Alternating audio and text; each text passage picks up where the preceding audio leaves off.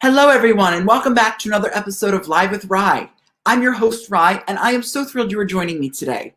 I just want to thank you for your continued love and support throughout all of this. It means the world to me, and I truly cannot thank you enough.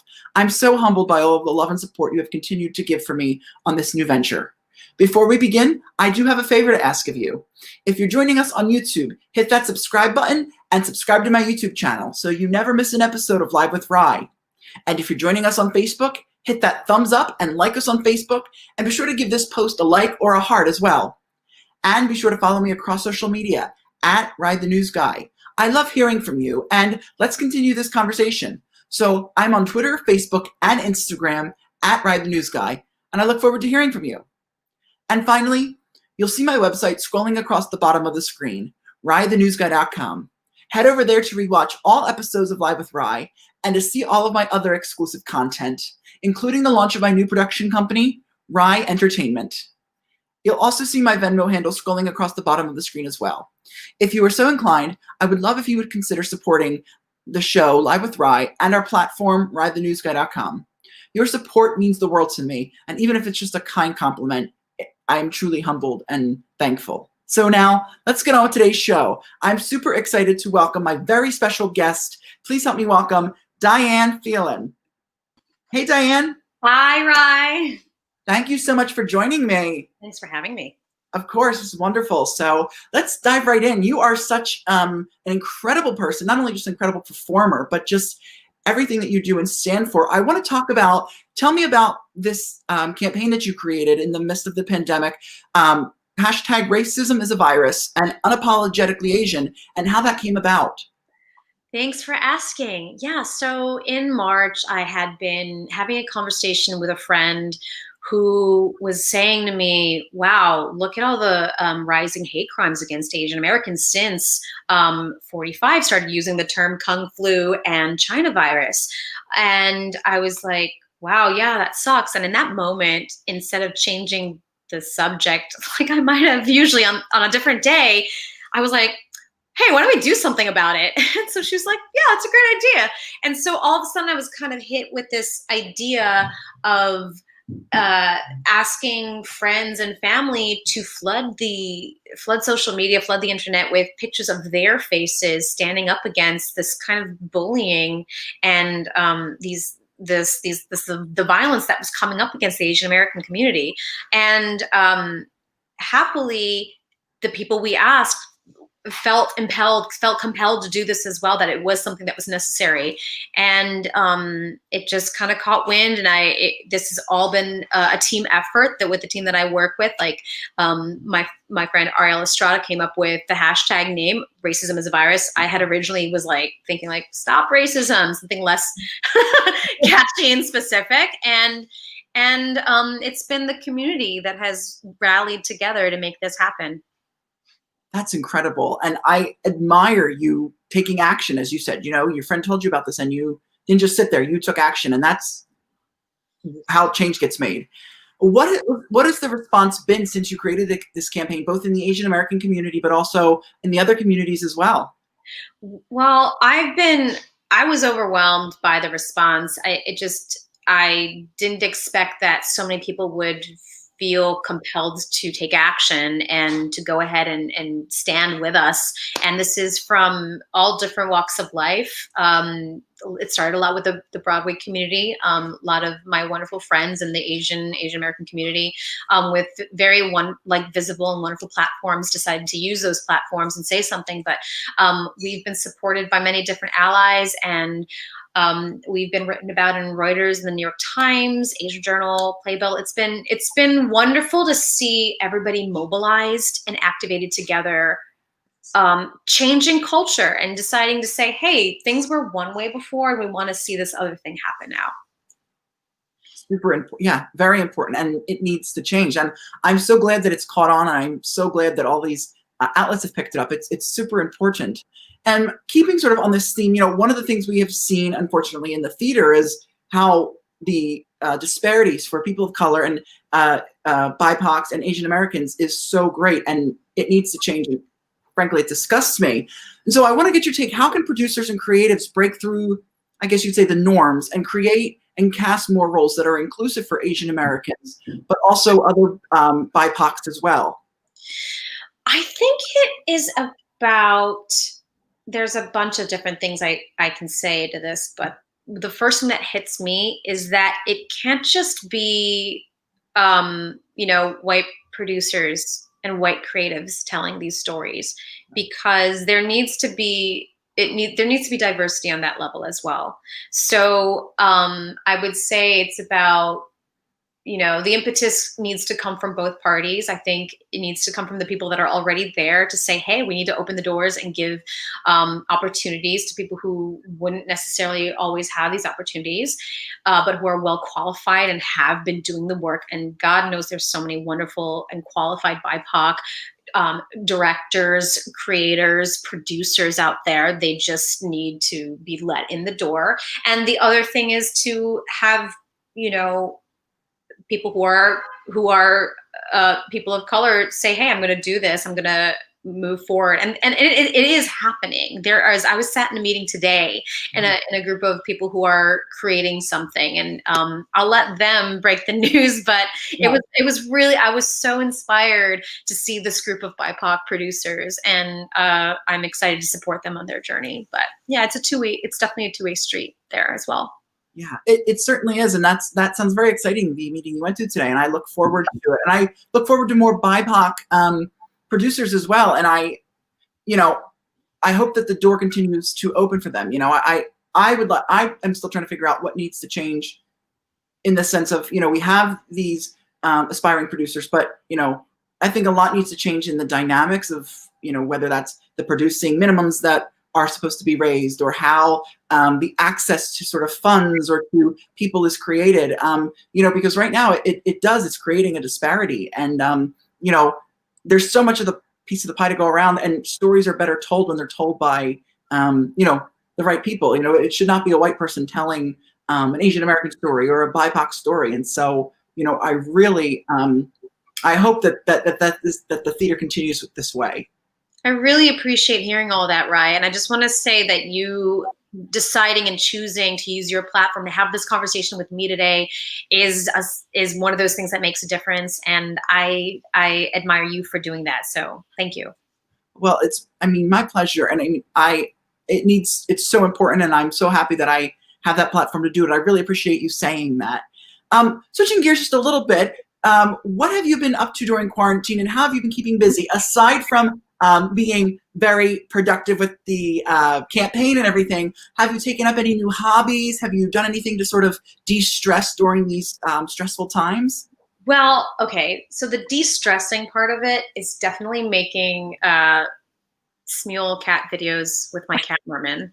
Oh my goodness. I have cast him as Gaston. I have cast him as Billy Bigelow. I have cast him as Andre. He is a star, really. So I found that for me, just making sure I spend the time to sing and play music. I really try to get better at the guitar. So I'm probably going to give a recital for my friends and family soon. Y'all are very lucky that I'm going to give you this recital. But other things I'm doing to keep busy is I finally, I can't believe I'm about to say this in public live, but I have decided to take some writing classes, because who I am currently as a multi-hyphenate includes acting, directing, and activism. But I need to have content. So I started writing. I've started taking a pilot writing class and screenwriting classes. I'm just immersing myself and diving in, and hopefully I'll have some interesting stuff to have stories to tell. So, putting my money where my mouth is to have more works created by people of color and artists of color. Oh, I'm sure you'll have plenty. And so glad you revealed that. That's nothing to be ashamed about. That's awesome, writing classes. Well, now I got to follow through and try to be good. And you used the word that I love, that I learned over the summer. In fact, I had them on as my first guest on here. You used the word multi-hyphenate. I learned that over the summer through the course Multi-Hyphenate with Michael Kushner. Michael Kushner. Michael Kushner, if you're listening or watching, I love you. I love you, Michael. You're great. Ashley Adams and Kimberly Faye Greenberg, and you said multi-hyphenate. That is so true, because that is something that I'm learning, that I think a lot of people need to learn as creatives, that you can be a multi-hyphenate. There's nothing that says, oh, you went to school for acting, you're an actor, you have to be just that. You have to just be a dancer. You can have your hands in the pot in many different areas, you don't, so and that's the way it's healthy to do that. It is. And it makes things more interesting, more fun, and, more opportunities are created that way, because one of the things that, I learned in this course, and what they say is that, the opportunities, unless you create them, the opportunities, won't just come to you, right? You have to create them, and being that multi-hyphenate man, it's worth it. So I love that you use that word. I love when people use it. And of course I didn't create that, but I love, after I've done that course, I love when people say that. So yes. Yeah. So as we, get into the new year, we have a vaccine hopefully on the way. Let's pray. And I hope to see a return of theater in 2021, hopefully sooner than later. But what do you envision the future of live theater to look like when it returns? So many things. Well, what's first on my mind, of course, is that, we've gone through this this social justice revolution, and it's happening also on Broadway. And my hope is that when we go back to full-blown Broadway, and when we're performing again, that a lot of the kind of promises made and the things talked about actually get implemented, so that it's not all about, as a performer of color, and the generations coming up now, coming out of school. So it's not going to have, that Latinx or that Asian young performer feeling like they have to go through the struggles that other performers have gone through. That's like, oh, it's not just, you're just not just waiting for King and I or Miss Saigon, that there's not only new works being done, but more opportunities, equal opportunities, equal ability to make a living at it. And I know this is what you sign up for on Broadway, is that there's a lot more of us than there are jobs. So that is a very real thing. But, to know that it's not one more ceiling that we have to try to push through as BIPOC performers, so that that if you walk into the room, you're not going to be like, oh, I know they want that blonde person. Or you want to be able to walk in knowing that you oh, I could have a viable chance at this, rather than putting all this amount of work in and knowing that it's like a snowball's chance in hell, that, there's that 1% chance that you'll work. Mm-hmm. I want to shout out to the amazing work that APAC is doing, compiling numbers about the actual numbers of Asian Americans and Asians who have had jobs on Broadway in the past, and those numbers are abysmal. So, and we wouldn't even be able to have the conversation without even being able to see what those numbers are. So big shout out to them for doing that work and that advocacy work. What are the numbers that do you know off the top of your head, or percentage wise? I mean, I can't imagine, they're so small, it sounds like, but. Yeah, let's see. I want to say that in 2000, I'm actually just making stuff up right now, but the numbers were it was 2% of all jobs on Broadway went to Asian American performers. So that's crappy. I mean, and granted, it was if it was a year that wasn't that didn't have King and I and Miss Saigon on Broadway. Yeah. So it was, I'm trying to bring up the website right now. It's you said it, it's abysmally low, and that's, needs to change. And as you said, it's all about, yes, in general, there's tons of performers and not enough jobs, but it's that opportunity of being able to walk into the room and being able to, know that you have that chance. And I encourage creatives and, producers, and I say this as a aspiring and budding working producer myself, that I haven't really produced anything yet, but is to look at producing this right now. Come on, you're doing a great job. To look at everyone and not just be well, it's this show and it's got to be the white bread cookie crumble. It's there's so many, there's so many opportunities for people that it needs to be looked at. And it also, and it also, it's about giving everyone their fair share, but also it makes things also so much interesting too. I mean, imagine having a production of Legally Blonde, let's say, and to have, the leading roles be all, people of color, let's say, and that deserved it, of course, that, you just also reimagine things too.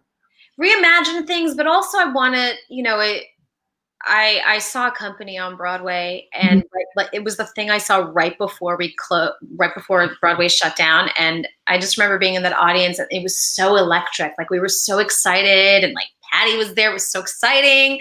Tina Lenk was wonderful. The entire cast was wonderful. And it was just such an exciting Broadway moment. And to me, I was left, however, the one little caveat, I was like, wait, this is supposed to take place in New York. Like, it wasn't as diverse as I was hoping it would be. It didn't really reflect the world that I see regularly on the subway, living in New York, living in my life. Like, it wasn't the world that I saw. There was I didn't see any Latinx people there. I didn't. And there was I didn't see any Asian people on that stage either. There is a South Asian performer in the show who understudies Patty. And there was wonderfully like 3 Black performers. So that was cool to see. But then I was like, okay, cool. That's not diversity. 3 Black performers isn't diversity. Right. So, yeah. a show like that, I think they could have, yay, what they did was great. Yes. But at the same time, I'm like, that's not it. It's like, cheesecake without dairy, and it ain't a cheesecake. I don't know why that comparison. I like that. I want a cheesecake right now. But I agree. Well, I certainly hope, as we return, that, these things change. And I'm confident they will, but let's, as you said, put the money where the mouth is. What have you learned about yourself through your activism work and the creation of these 2 successful social media campaigns? And I say successful lightly. I mean, I wish that these didn't have to be successful. I wish we weren't having these conversations. So I put the successful lightly in that sense, but they have gone viral. I appreciate that. Well, what I learned was that people are hungry to have these conversations. What I learned about myself, well, I've always had a bit of stage fright. I've always been worried about talking and speaking in public. Like, I think previous to the campaigns, like this even situation would have freaked me out. I'd be nervous about stumbling over my words and all that kind of stuff. But I've since become more aware that when I believe in what I have to say, that's what matters. And it becomes about that instead of this like burgeoning perfectionism that I had put on me previously. That if I was being afraid of being judged or whatever, and I can let that go a little bit more just because I've just needed to say what needed to be said. It wasn't about me. So that's what I've learned.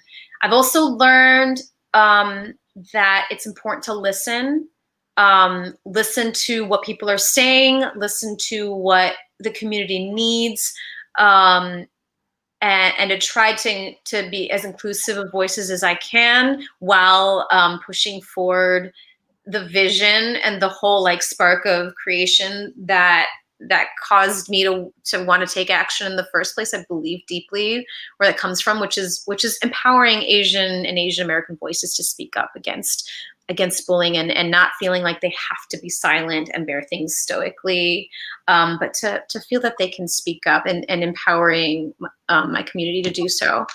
There was one more thing that I had been thinking of. Oh, the last thing I learned was that like the energy center where creativity comes from is the same energy center where activism is. It's that desire to speak and create and communicate and connect, to cause change. It comes from the same chakra, if you will. So, and that's been a way for me to kind of align myself and say, well, if something feels right, it will come from that place, and to really figure out where those places are for me. Wow. I love that. And it's interesting that you say that with the performing aspect and sort of the activism aspect come from the same place. I love that. What advice do you have for Asian American performers and also who are currently performing, but also aspiring performers as well in the Asian American community who are, let's say, in high school or college and working towards, professional theater? First of all, I have to say that any of the young people that I have met or I have come across, I am just so impressed with them. I'm so impressed with the young people I see on social media or performing. I mean, honestly, I think it's me that can take some advice from them because there's a level of poise, confidence that I did not have at their age. Not that I'm like so far away or anything, but but just I'm quite honestly impressed with them. And I think the one thing I have so many things I could say, but I would just say to prioritize values. And I think this generation coming up is already really doing that. They've had to grow up with so much that they know who they are. They've had to just ask themselves who they are, but to continue doing that. And then the second thing, of course, is self-care. Self-care is the gospel I preach to everyone and anyone who will listen. You can't do anything without your own cup being full. And we are so in this time and space right now, desperately in need of hugs. And so we can give ourselves hugs by making sure we get enough sleep, by doing the things that we know we love, by feeding ourselves well. I should not have had a milkshake for breakfast yesterday, and I paid for it. I'm bloated and TMI, all that other stuff. So, it's about knowing the things that aren't necessarily like, oh, it's not just a face mask and a bath.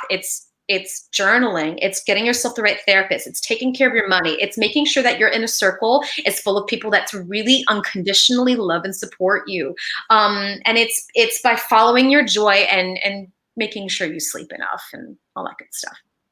That is so important, especially self-care. I mean, and the times that we're in now more than ever. So, and that's okay. I listen, I've had a milkshake or bad stuff like that for breakfast many a times. Believe me, this quarantine gets us all, not eating right. So no, don't worry about that. I think that's so important. But if you had, as we get ready to wrap up, if you had to leave us with sort of a few words, what would they be? Is there anything that you would like to speak on or mention that I haven't touched upon? Well, we've talked about a lot today, but the last thing I would want to leave with everybody watching or listening is that it's an incredibly difficult time to do this, but encountering everybody you have a conversation with or talk with love, that is the place to come from. You don't change anybody's mind with shaming them, berating them, or anything like that. It's all about if you can bring more love into our conversation and a tenderness of heart, that is a way to create more change and to touch people and really connect with them in that way. It's hard. It's really hard right now. Everyone's going through so much, and I just want to offer my empathy and compassion to everyone hearing this and sending you all hugs and love, because God knows we need it. But yeah, connecting through, try to connect to people's hearts. It's the hardest thing to do, but it's a way for us to come back to ourselves and make change. And what's the best way to sort of do that in that sense, to coming from the love aspect, coming from, that place from your heart instead of the anger or the the shaming that you found? Yeah, it's going to be different for everybody, and I think the impulse to ridicule and the impulse to shame, just check those impulses and just realize that no one's gonna be like, oh yeah, I have to change my life because I was, the cancel culture. I think there's a time and a place for it, and it can be very powerful. But I think looking at people with compassion is going to be stronger, and they're going to, there's ways of us moving forward together when we're all touched through empathy and compassion. And it's hard. It is not easy. I mean, it is not easy. but just planting seeds about how we want to move forward together as a people, as a community, as a country, that's going to be important for us to think about, to heal the divides. I love that. Yes, healing the divides indeed. Thank you, Diane, so much for taking the time out of your day to do it with me. I really appreciate it. It was so wonderful to chat with you, to learn more about this. Before we go, why don't you, where can we keep up with you and everything you're doing? Right now, mostly personally on Instagram. You can follow me at Dianica Phelan. Oh, there it is, at Dianica Phelan at Instagram. And if you want to learn more about racism as a virus and unapologetically Asian, we are on Facebook and Instagram.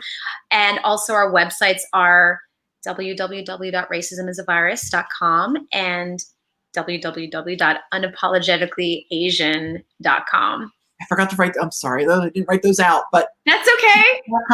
Easy to find. Whoops. No, this is great. I love the color too, that Tiffany blue.